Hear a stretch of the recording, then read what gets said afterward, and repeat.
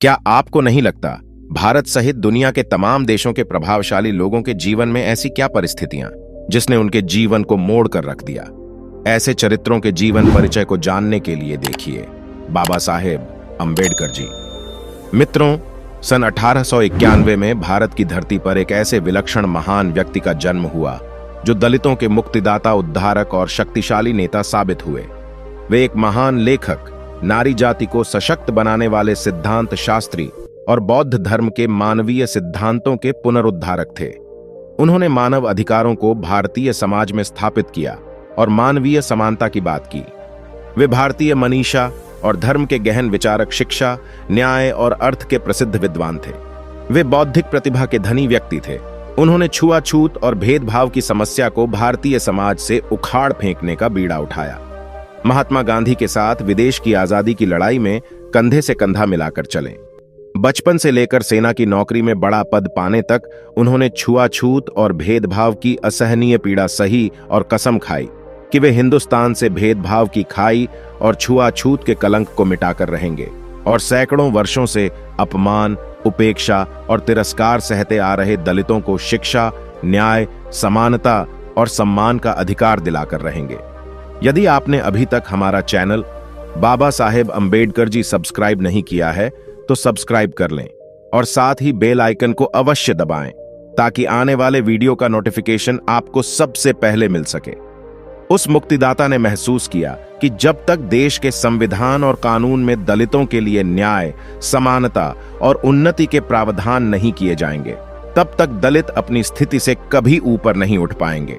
उस मसीहा ने महसूस किया कि शिक्षा ही वह ताकतवर हथियार है जो प्रत्येक दलित को सशक्त बना सकती है और उसे अपने मानवीय अधिकार समाज के लोगों व धर्म जाति के ठेकेदारों से वापस दिला सकती है। इसीलिए पहले उस असीम क्षमता के धनी व्यक्ति ने अपने आप को शिक्षा और ज्ञान से भरपूर बनाया।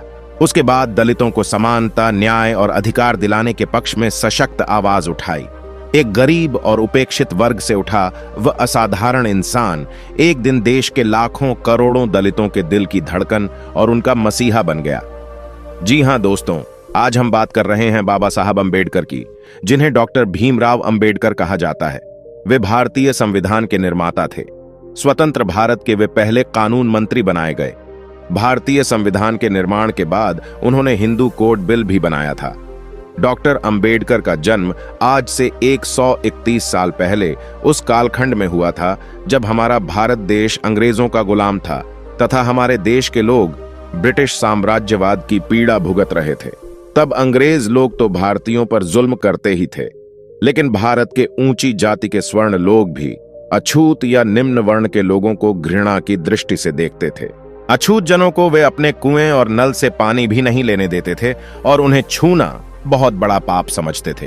होला में छुआछूत और असमानता के ऐसे युग में मध्य प्रदेश के महू नामक स्थान में एक ऐसे महामानव का जन्म हुआ जो दलित वर्ग के लिए मुक्तिदाता साबित हुआ और उनके महान कार्यों के कारण दलित समाज के लोग उन्हें भगवान मानकर पूजने लगे।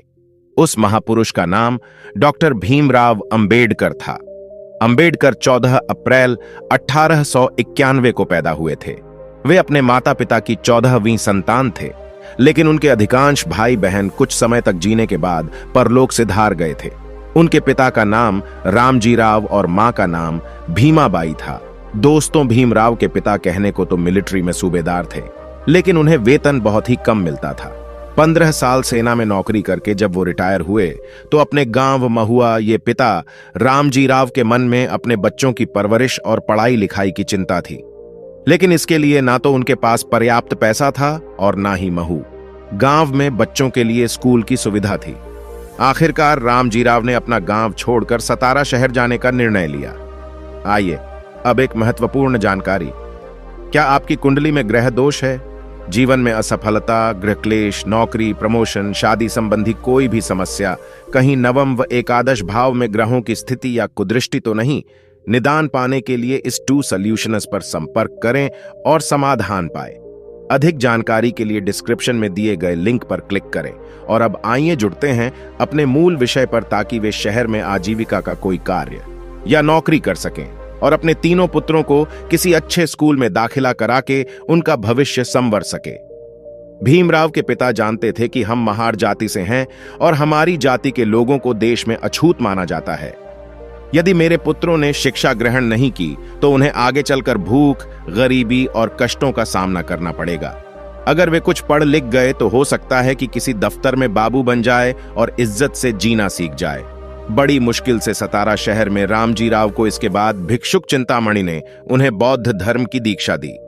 अब बाबा साहेब देश के सामान्य व्यक्ति, नेता और किसी के पैरोकार नहीं रहे, बल्कि वे आत्मवत सर्वभूतेषु अर्थात सभी प्राणियों को अपने समान देखने वाले आध्यात्मिक हो गए। बौद्ध धर्म की पुस्तकों का गहराई से अध्ययन मनन करके उन्होंने समतावादी गहन दृष्टि प्राप्त की। अब बाबा साहब के लिए कोई अपना या कोई पराया नहीं रहा था, सब उनके अपने हो गए थे और वे सबके हो गए थे। बौद्ध धर्म स्वीकार कर लेने के बाद सभी के प्रति प्रेम, क्षमा और दया का भाव उन्होंने अपने हृदय में धारण किया। डॉक्टर भीमराव अंबेडकर शिक्षा शक्ति के जीते जागते उदाहरण थे। शिक्षा उनके जीवन का सबसे अधिक महत्वपूर्ण और अभिन्न हिस्सा थी। शिक्षा ने इन्हें तार्किक शक्ति, बौद्धिक ताकत और मन करने की योग्यता प्रदान की। कोलंबिया यूनिवर्सिटी ने इन्हें number 1 scholar in the world की उपाधि प्रदान की। शिक्षा के बल पर ही भीमराव ने समाज के दलित और निचले तबके को ऊपर उठाकर उन्हें समर्थ और योग्य बनाया। बाबा साहब की योग्यता, राष्ट्र सेवा और समाज हित में किए गए उनके महान कार्यों को देखते हुए उन्हें सर्वोच्च नागरिक सम्मान भारत रत्न से विभूषित किया गया। दोस्तों, बाबा साहब अंबेडकर जैसे विशेष महान प्रतिभाएं लोगों को न्याय और अधिकार दिलाने के लिए, उन्हें संघर्ष और सच्चाई के पद पर चलाने के लिए ही पृथ्वी पर जन्म लिया करती है। उन्हें आज भी भारतीय संविधान के निर्माता और दलितों के मसीहा के रूप में याद किया जाता है।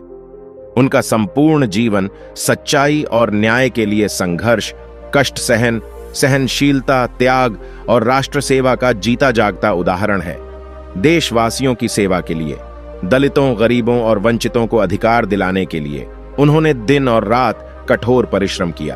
अपनी नींद और आराम का त्याग करके भारतीय संविधान के रूप में स्वतंत्र भारत के लोगों को एक ऐसा उपहार दिया जो आज हम सब भारतीयों के लिए भारतीय संस्कृति की नवीन अनमोल धरोहर बन गया है। भारतीय संविधान के रूप में बाबा साहब डॉक्टर भीमराव अंबेडकर इस पृथ्वी पर युगों युगों तक अमर रहेंगे। अपने द्वारा बनाए गए संविधान और कानूनों के रूप में बाबा साहब आज भी दलितों और वंचितों के लिए प्रेरणापुंज एवं शक्ति के स्रोत हैं। उनके त्याग, संयम, सहनशीलता, गंभीर राष्ट्र सेवा और उत्थान कार्यों को शत शत नमन। ये वीडियो आपको कैसा लगा और आगे आप किस विषय अथवा चरित्र के बारे में वीडियो देखना चाहते हैं, कमेंट बॉक्स में अवश्य बताएं। और यदि आपने अभी तक हमारा चैनल बाबा साहेब अंबेडकर जी सब्सक्राइब नहीं किया है तो सब्सक्राइब कर लें और साथ ही बेल आइकन को अवश्य दबाएं ताकि आने वाले वीडियो का नोटिफिकेशन आपको सबसे पहले मिल सके।